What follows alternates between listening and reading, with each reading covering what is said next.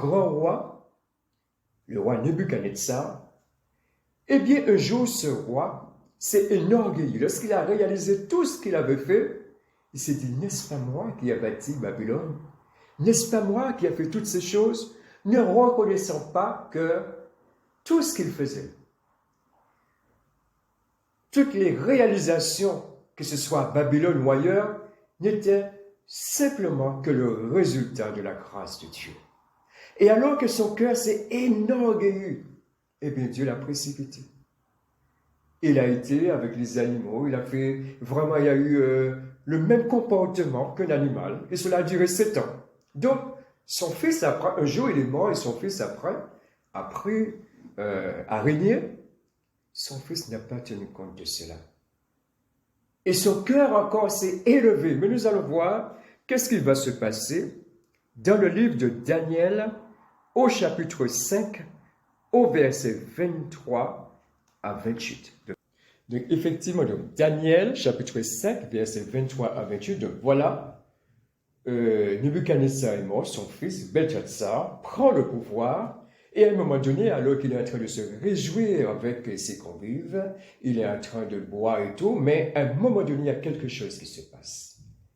Une main est en train d'écrire sur le mur. Et effrayé, eh bien, il appelle ses sages, il appelle tous les hommes pour lui donner une explication.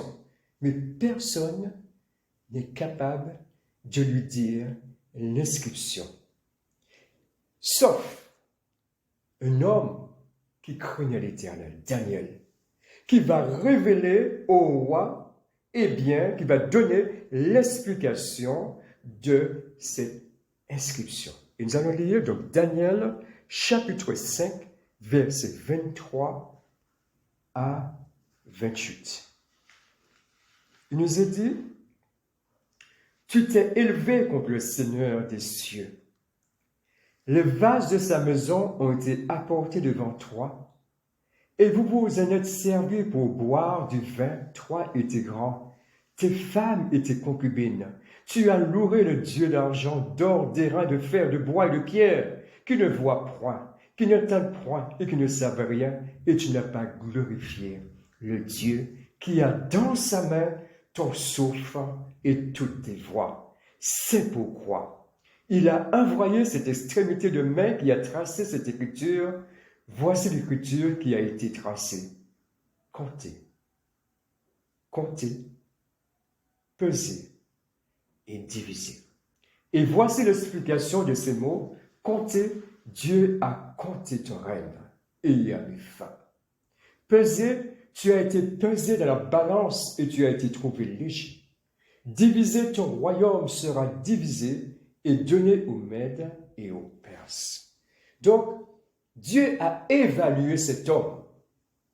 Il a été pesé à la balance de Dieu. Mais le problème, c'est qu'il a été trouvé léger. Pourquoi? Parce qu'il s'est enorgueilli. Il n'a pas suivi le conseil de son père qui, à un moment donné, effectivement, bien qu'il s'était enorgueilli, mais il a reconnu à un moment donné la souveraineté de Dieu. Et le Seigneur n'a fait que multiplier ce qu'il avait. Le Seigneur lui a donné encore en abondance, mais il n'a pas suivi le comportement de son père. Et c'est enorgueilleux, le Seigneur a dit, eh bien, je mets fin à ton royaume. Bien sûr, nous ne sommes pas des rois, mais notre vie tout entière doit être évaluée dans la balance de Dieu. Si je mets les bonnes œuvres, sans Jésus, je serai encore léger. Parce que les œuvres ne sauvent pas. Il est dit que toute notre justice est comme un vêtement souillé. Mes bonnes actions, je serai encore léger. Ma bonne volonté, je serai encore léger. La balance ne va pas bouger. Ça ne bouge pas d'un iota. Mes projets, je serai encore léger. Il y a une seule chose qui équilibre la balance. Et je dirais même plus que l'équilibre. Une seule chose qui va faire pencher notre balance, c'est quand Jésus viendra lui-même.